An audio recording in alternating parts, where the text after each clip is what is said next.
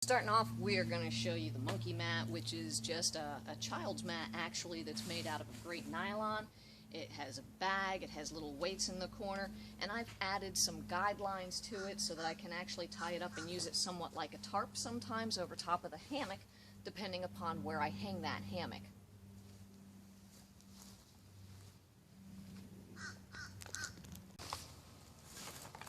Okay, I'm going to start with the bag itself, and we will work our way down to the bottom, hopefully.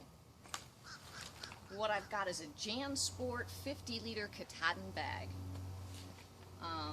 Seems to fit me quite nicely, seems to work out. It does have the adjustable back. I did do that thing that they say, don't walk in the store and purchase it because it's on sale. This happened to be the only one left in our local sports authority that was closing down.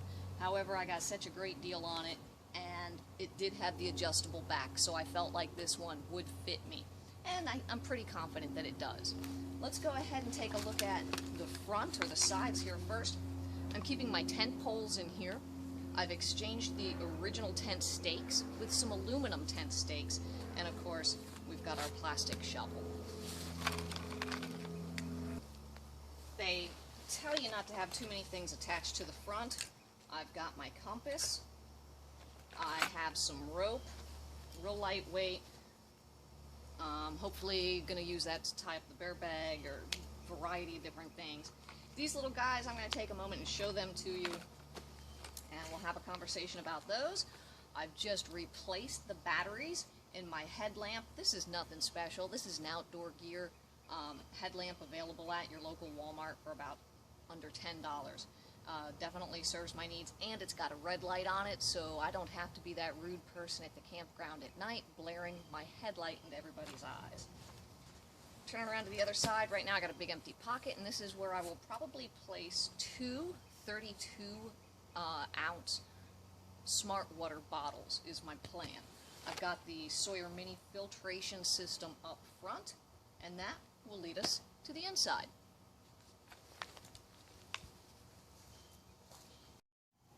So what I'm starting off with is this front pouch here. I just emptied it and would like to show you the contents.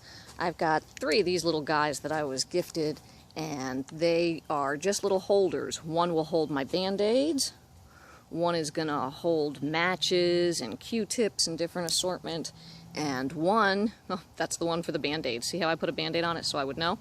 And one of them has aspirin, because you always need aspirin on the trail. So this is the little bag that comes with the Sawyer Mini, and I've been told multiple times that this bag is not going to last you very long on the trail, which leads me to showing you these little bags. I found these little bags with the little clip attached for $1 each at the local CVS in a dollar bin, and I figured, well, heck, for $1 I'll pick up a couple of them and see if they work. When they're filled, they have flat bottoms, so why not? Couple of bucks compared to the price of, I don't know, a lot more than $1 for one of these little bags, and they look an awful lot alike, so we'll see how that works. Of course, I've got the Sawyer Mini itself, and I have to bring with me the backwashing syringe, which is, you know, that's pretty big. Keep your hand sanitizer with you, some dental floss, not so much because you want to floss, but because you never know why you need it. I got some eye drops with me, cooling eye drops. If you've ever gotten something in your eye, a little dust or dirt out there, those are very helpful. Also replaced the batteries in this. This is just a secondary little, very lightweight flashlight that also includes a whistle at this end. And not only is this a flashlight, but you may have seen one of these before. Based on how you press the button, this back turns into a blue light, kind of like one of those glow sticks, or it turns into a strobe light. And I actually plan on using the strobe light in my tent at night, as I've been told the strobe light will ward off raccoons and other critters. So we'll see how that works. All right, I'm going to put these guys back inside, and then we'll open up the big bag and see what's inside. So a few days ago I took the bag over to Publix and weighed it on their scales, and I found out I was at exactly 30 pounds.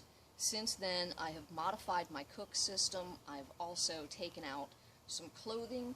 I've modified a couple of the different interior bags, so I'm interested in seeing exactly where I end up. I'm not quite sure.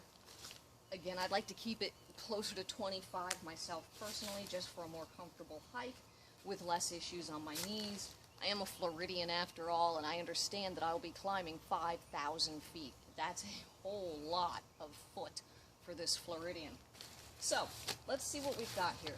I have a spare bag. That was easy. The next thing I've got, this is my food bag. We'll have a conversation about that shortly.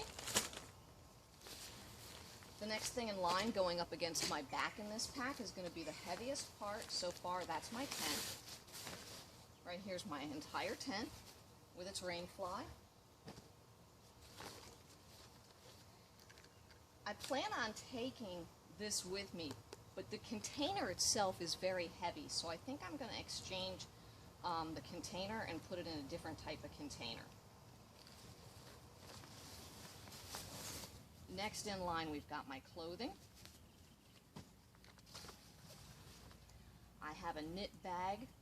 This is just for dirty clothes. Extra tie-back bags. At this point in time, I'm not sure if I'm going to need these or not.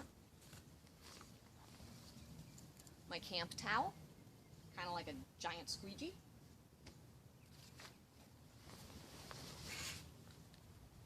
I always turn it wrong side out so that if the dirty stuff gets on it, it gets on the outside, but this is my Columbia fleece I'll be taking with me because, once again, I'm a Floridian and 60 degrees is cold. It looks like last but not least, I've got my sleeping bag, and what I don't have included in here right now is my Thermarest. That's it. We're empty. So let's take a look at what I've got.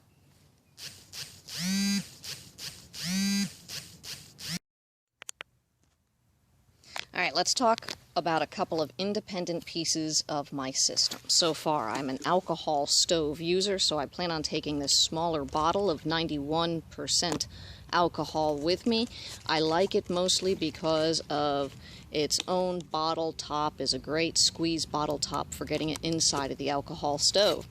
So this is my newest alcohol stove, and I made this based on quite a few different YouTube videos. And what you're looking at is the top nowadays. I've actually got a top to this one so I can snuff it out. This one I've built different than the others. Got my little holes around the side. I actually have insulation inside and a mesh metal screen over top. I have tested this. I am able to put alcohol in it and turn it upside down, and the alcohol doesn't run out. So, real quick, just want to tell you a little side story on this. The reason I had to do this is because the alcohol stove I had burned up. I made another one, and the one that I made fell over. When it fell over, the wind was blowing. Of course, I was home and I was able to take care of the situation. I was in my own fire pit, not a big deal. But I got thinking, my goodness, if I'm on the Appalachian Trail, this can be really, really bad. So, I built this one, and about 6 others, until I got it right. This one is right. So, it, along with its little lid, will sit inside of my cup, which you've seen on other videos. My cup, again, very economical, something I picked up at a local Goodwill a long, long time ago. Inside of it, I've got a piece of loofah that my husband grew. I love loofah. Excellent, excellent cleaner. I've got a cigarette lighter inside of there, or 2, apparently. Some aluminum foil. I've also got an actual windscreen that I picked up. And then these are awesome. I just set it right over top of my, where are you, little guy? Set my stove down like so, set my pot holder over top of it, and my pot on top, and you're done. Go ahead and cook your meal. Okay, so that is my quick little showing you my new cook setup that I plan on taking with me when I get out on the trail. Let's move on to some other items.